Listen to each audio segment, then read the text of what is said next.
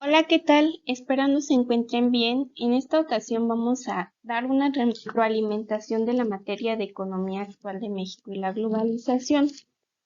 Si bien a lo largo del curso se abordaron premisas muy interesantes e importantes, son temas que realmente son de ponernos a pensar ante mexicanos cómo está la situación en nuestro país y cómo nos puede afectar en nuestras empresas, en nuestros negocios, en nuestros trabajos y buscar estrategias de desarrollo y de implementación para salir adelante, pero realmente también si no sabemos cómo funciona nuestra economía, a veces por más que estrategias que tengamos, tenemos que conocer el problema, aunque ya estemos dentro del problema. Bueno, empezamos con un tema de la moneda. Si bien la moneda es el tipo de cambio para adquirir cualquier bien o recurso que realmente todos los países tienen diferente tipo de moneda. En México está el peso, en Europa el euro, en Estados Unidos el dólar, etcétera. Hay muchísimas monedas y bueno, las monedas tienen 5 características importantes. Debe ser acumulable, debe ser transportable, debe tener un marco jurídico que en el caso del país de México es el Banco de México, debe ser aceptada y debe tener credibilidad. Cabe destacar que el precio de la moneda depende de su producción. El Producto Interno Bruto son todos los bienes y servicios que produce una economía durante todo el año. El Producto Nacional Bruto son los bienes y servicios que produce una economía en sus capitales nacionales en un año.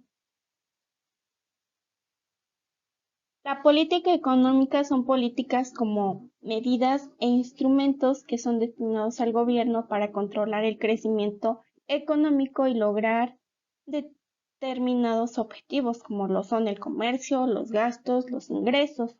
La economía política estudia cómo los estados administran la economía tomando en consideración a variables sociales y políticas. La economía fiscal, bueno, los gobiernos tratan de influir en la economía del país controlando el gasto y los ingresos en los diferentes sectores y mercados. Una acción de Estado son los componentes del Estado lo que hace a la ley de acuerdo a las políticas del Estado. Tenemos un ejemplo de inelasticidad que, bueno, realmente el profe nos mostró un ejemplo donde nos podemos dar cuenta en relación del precio y la demanda, que productos netamente inelásticos pueden ser la sal y la gasolina. Estos van en relación a que, como lo dije antes, a que el precio no afecta a la demanda del producto. Y bueno, un ejemplo claro es que si mi coche tiene una capacidad de 20 litros de gasolina y si la gasolina el día de mañana baja a la mitad, no le voy a poder poner a mi coche 40 litros de gasolina solo porque bajó o el caso contrario, porque subió, tampoco le voy a poder poner menos porque yo ya tengo destinos establecidos hacia dónde debo de ir y lo que me tengo que gastar de gasolina. Esto también favorece a los monopolios y bueno, son temas donde los especialistas en economía nos informan sobre cómo se comportan todos estos factores y en cuanto a la gráfica de la inelasticidad, bueno, la curva de la demanda inelástica es porque el consumo siempre va a ser el mismo y realmente por eso es inelástico. Vimos el tema de Nacional Financiera y bueno, el sistema de Nacional Financiera contribuye al desarrollo económico de México, dando la facilidad a las micro, pequeñas y medianas empresas, a los emprendedores, dando paso a los proyectos de inversión y otros servicios de desarrollo empresarial, así como la contribución de la formación de los mercados financieros. El gobierno debe financiar e impulsar a las empresas para que éstas generen empleos y los empleos generen la economía. Las empresas deben demandar los trabajos y el gobierno debe implementar sistemas para que las empresas generen los empleos. Bueno, esto se forma un ciclo en el cual forma economía estable. Y bueno, si hay empresas con financiamientos apoyadas por el gobierno, entonces va a haber buenos empleos y por lo tanto va a haber buena economía. El gobierno debe tener un amplio compromiso con las empresas para que haya empleo y se genere economía. Bueno, también vimos la integración económica de los tratados de libre comercio. Los tratados de libre comercio se establecen para comercializar y los pactos que se hacen para la transportación o la comercialización de los productos. Y bueno, en la integración económica se busca y su principal objetivo es que se establezcan pactos, pero que realmente sean integradores, que lleven factores de bienestar. Por ejemplo, al inicio del curso también vimos los modelos de integración con los de comercio, con, con los tratados de libre comercio de Cuenca del Pacífico, la Unión Europea y el TEMEC, que es donde está México, con factores como el trabajo, la tecnología, la educación, bancas de desarrollo, política, comercio, salud, etcétera. Bueno, realmente hicimos una comparativa y la Unión Europea está súper equilibrada en todos sus sectores. Sin en cambio, de 10 sectores, el TEMEC solo cumple con 2, la Cuenca del Pacífico con 4 y la Unión Europea con 10. Entonces eso nos hace dar un estándar de lo que, cómo estamos en relación a todos nuestros sectores y en qué equilibrio nos encontramos y todas las deficiencias que podemos encontrar. Bueno, también hablamos de los impuestos como lo son los aranceles. Si bien los aranceles son los pagos de los derechos por el transporte de las mercancías y estos representan el 58.7% en relación al total de los impuestos grabados en México. Analizamos toda esta información y la situación que toman los aranceles en la economía mexicana y bueno, pues realmente podemos darnos cuenta a simple vista que la exportación no es a comparación de países primermundistas que transportan tecnología, industria y nosotros exportamos materia prima que realmente pues no, en relación a otros países aporta y claro que es importante, pero no de la manera suficiente.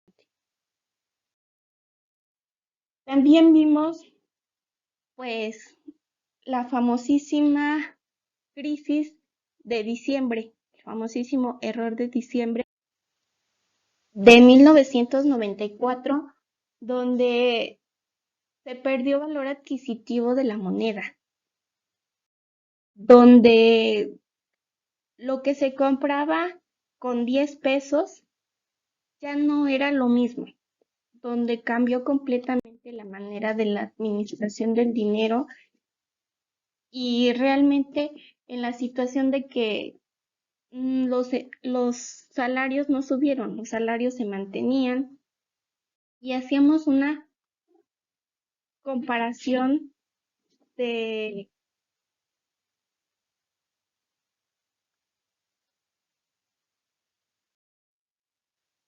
de que si el dólar hoy en día costara 60 pesos, se triplica el valor del precio, actualmente anda en 20 pesos. Y bueno, realmente es una situación que nos puso a pensar en, en cómo afectaría la economía y sería catastrófico a estas alturas que el dólar subiera a ese precio. Y bueno, fue muy similar lo que pasó en diciembre de 1994, donde el dólar pasó de 3.5 pesos a 12 pesos, afectando la economía. Y bueno, esto se dio por la paridad de, del peso entre el dólar y las soluciones que podemos dar o las estrategias. Bueno, pues definitivamente hay que tener la educación financiera. Hay que saber administrar el dinero, saber invertirlo. Hoy en día están muy de moda las inversiones inteligentes, las compras inteligentes, pero sabemos ese significado de lo que es ser inteligente. Y bueno, la educación financiera es base para la economía. El sistema financiero busca fortalecer todas estas acciones en todos los sectores para que haya un buen funcionamiento de la economía. También hablamos de perspectivas económicas para el próximo año, de cómo vamos a ver el crecimiento dentro de nuestras actividades, dentro de nuestros salarios, dentro de nuestros negocios, dentro de la canasta básica. Y pues realmente no son estimaciones muy alentadoras, pero bueno, la relación del salario eh, de en cuanto a crecimiento se prevé del 1.5%, del 4.5%, en inflación un 6% y en crecimiento un 1.5%.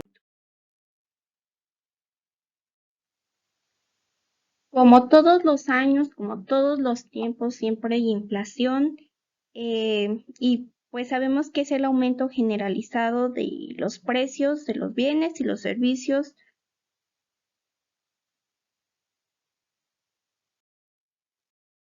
Otro tema muy importante que se abordó es la repartición del gasto público, de que nosotros como ciudadanos tenemos la obligación de contribuir al gasto público y bueno, ok, soy ciudadano, ya contribuí, cumplí con mis obligaciones como ciudadano. Ahora, ¿qué me toca? Me toca una educación de calidad, una atención de salud de calidad, eh, pero pues si nos vamos a la realidad no es esa. Realmente, pues la educación no es de calidad ni tampoco la salud. La educación se vuelve de calidad cuando hay un compromiso sobre el estudiante con el catedrático, con la escuela y se hace un gran equipo. Pero realmente ahorita nuestros maestros de niveles de primaria, de secundaria, tendrán las capacidades para preparar a personas y enfrentarse al campo de la vida real con todo esto que está pasando con nuestra situación económica. Realmente están formando personas con esa educación financiera que México necesita. Pues es una premisa que evidentemente tenemos la respuesta y es que no. Ahí nos damos cuenta que no tenemos una educación de calidad. Y bueno, eh, tenemos, el país se divide en tres sectores. Tenemos el primario, que es la agricultura, silvicultura, ganadería y la pesca. Tenemos el segundo sector, que es el de producción, manufactura y fabricación. Y tenemos el sector terciario, de servicios, educación, salud, etc. ¿Cómo se reparte el gasto público en relación a los sectores? Pues nos puso un ejemplo de los estados de la República Mexicana, dependiendo a qué sector se dedican. Si bien varios estados se pueden dedicar a los tres sectores, pero tienen una actividad preponderante. Ejemplo, Chiapas es un estado con un sector primario, ya que son productores de plátano, aguacate, mango. Por lo tanto, su actividad preponderante es la agricultura, la silvicultura, la ganadería y la pesca. Y bueno, su repartición del gasto iría en ese sector dependiendo de su ubicación y extensión geográfica. A eso se delimita la repartición del gasto público. En cuanto a, por ejemplo, en Guanajuato, Jalisco,